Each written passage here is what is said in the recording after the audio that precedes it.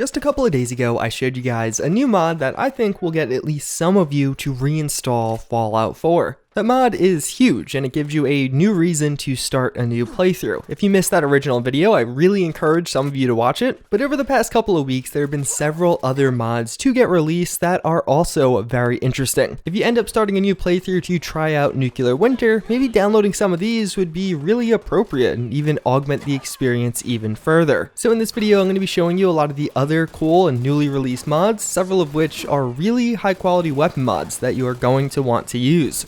Unfortunately, all of the weapon mods I feature in this video are available on Xbox One. So the first and foremost is going to be the long-awaited MG42 and MG34. This is one of those weapons that saw a massive uptick in requests following the announcement of Fallout 76. A lot of the initial gameplay trailers for that game, we saw the MG42 on full display. It of course did make its way into the final game, but in Fallout 76, it's not the best weapon. Fortunately, modders have finally brought it over to Fallout 4, where it is actually a lot cooler. There are several custom barrels that you can assign to this, along with various muzzles that do give each version its own unique feel. There's also some of the other standard customization options you're used to, such as different receiver types, as well as applying certain stickers and things like that. But large in part, it is the barrel that is going to be the major change. Otherwise, while using this thing, it's an LMG. It feels like you have a very high rate of fire and you could mow down groups of enemies really quickly. It is really well done. The animations are smooth and slick, the sounds fit perfectly, and even though it doesn't have a ton in the way of customization, I feel like what it does bring to the table looks great and feels awesome to use in this game. If you're looking for a new LMG mod or even just really like this weapon in particular, I would highly recommend downloading this one. But hey, maybe for you, the MG42 is a little bit too big. You like something a little bit smaller, a little bit more compact. Alternatively, we do have the H&K MP7, being on the pretty much total opposite end of the spectrum compared to the MG42. So this one actually has a lot of customizability. There are a lot of different things you can edit and change around this weapon. And I would say the customizability of this one is one of its premier aspects. There are a wide variety of different scope options. You could assign different pieces to either the left or right rail, but even further, you have other things like the texture of the weapon overall, or even if you want the front foregrip to be folded up or down. You might think, alright, that's not that big of a difference, right? Well, actually no. In reality, with this mod, that is a fairly large difference. Because with this mod, depending on the position of the foregrip, you actually get different animations. You can see now while aiming, your arm does go up to hold the gun and steady it. And I honestly think this is really cool. Even if it didn't feature this, the gun itself would be really nice. It has everything else you want. It looks and sounds awesome. It has a short quest for you to actually get this, and it does so in a more lore-friendly way.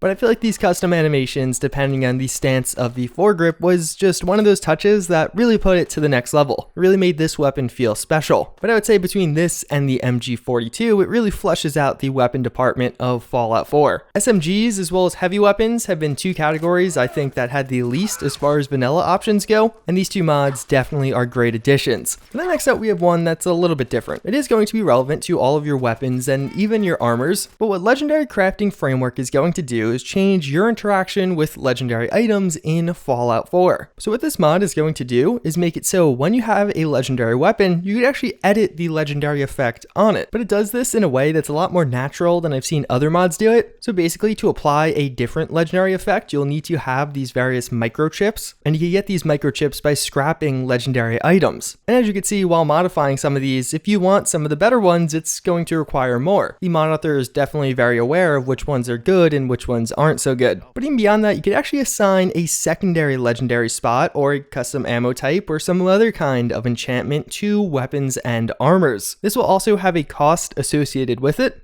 So if you want a 2-shot explosive weapon, it'll be pretty expensive. It's not something you can easily get. And if you already have the 2-shot and you're looking to add the explosive, that'll also be quite a bit more expensive. All in all, I really like this mod because even though there are other legendary options out there, I feel like this one really does it all. It adds in a whole nother level of customizability that some of those other mods just don't bring, but also does so in a fairly nice way. It feels natural in the game and not immediately overpowered. So we actually have a simple one, but for those of you that actively play this game, game, it could be a pretty big quality of life fix, that with the settlement repair bot. So you can put down all kinds of things around your settlement that get destroyed, whether it be a generator, maybe another kind of robot at your settlement, or even some of the turrets, probably the most likely candidate to get destroyed. Typically, you have to go around and fix all of these, or if you have a settlement repair bot, this guy will on its own go around and fix all of those things after they are broken. There's a short quest to unlock this one, but then after that, you go place one down at your settlement, and there's a limit of 1 per settlement, and then as things are broken, he'll go to fix them. As I mentioned, it is really simple, but for those of you that don't like walking around to fix everything, this is definitely a positive change. So we do have the Wristbreaker. This is actually more of an April Fool's mod than anything, but I think some of you guys might actually like this one. So it is going to add in a very simple new weapon mod into Fallout 4. That with a new 50 caliber revolver that does a ton of damage to enemies, but this weapon isn't for everyone. Some people simply aren't well suited enough to actually handle it. And with it firing something as large as 50 caliber shots, you have to be strong enough to actually hold this. So if you fire this while your strength is under 8, it'll actually break your arm as well as deal damage to the player. But if your strength is over 8, then you have a very strong revolver mod. Again, this was made as a joke, but it actually looks pretty cool, and I wouldn't be surprised if some of you go out and download this. In Fallout 4, like many games, you do have the option to make your character a girl. This is a pretty normal thing, but you realize pretty quickly that this isn't really the norm. If you go through your Pip-Boy or even just play the game, you'll realize a lot of the things use a boy icon.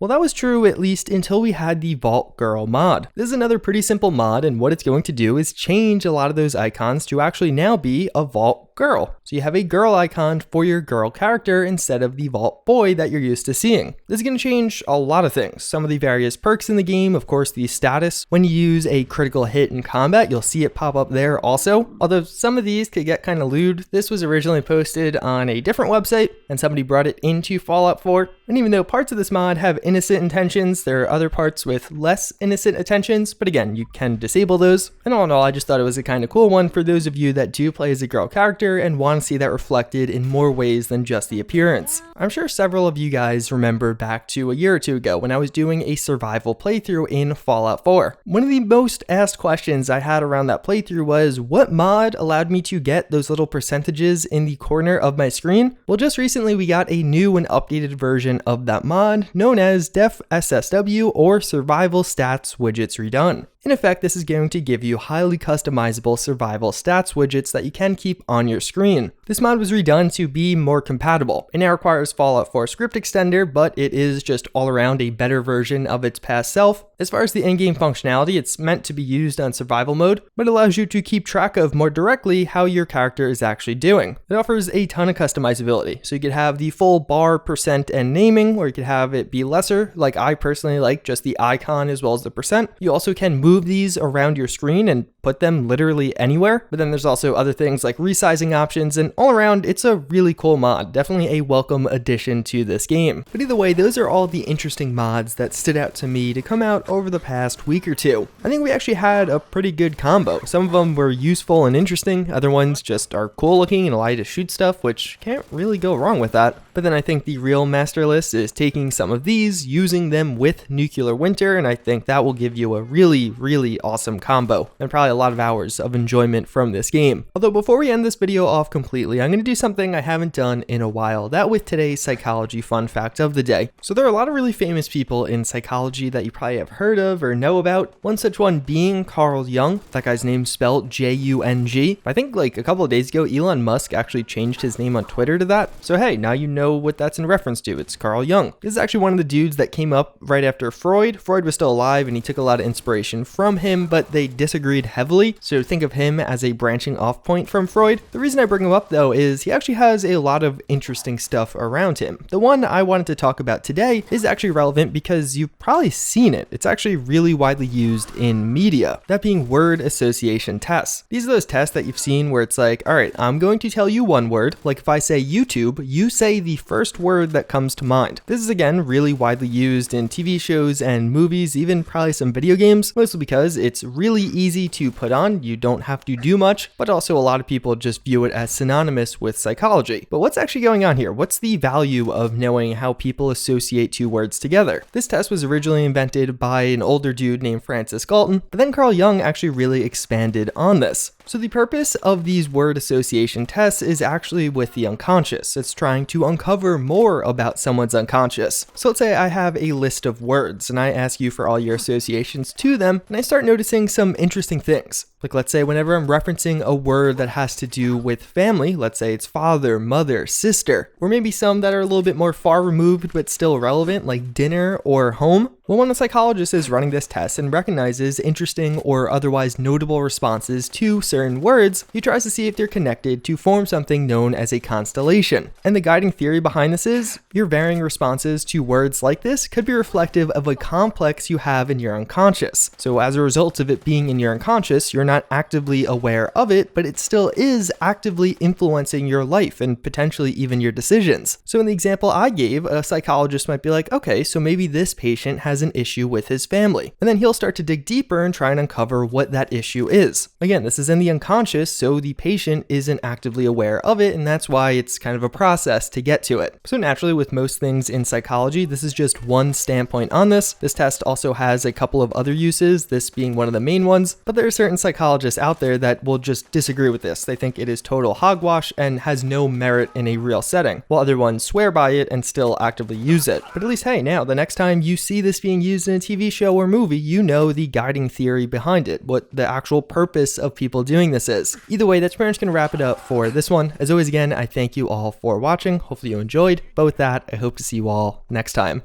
Later.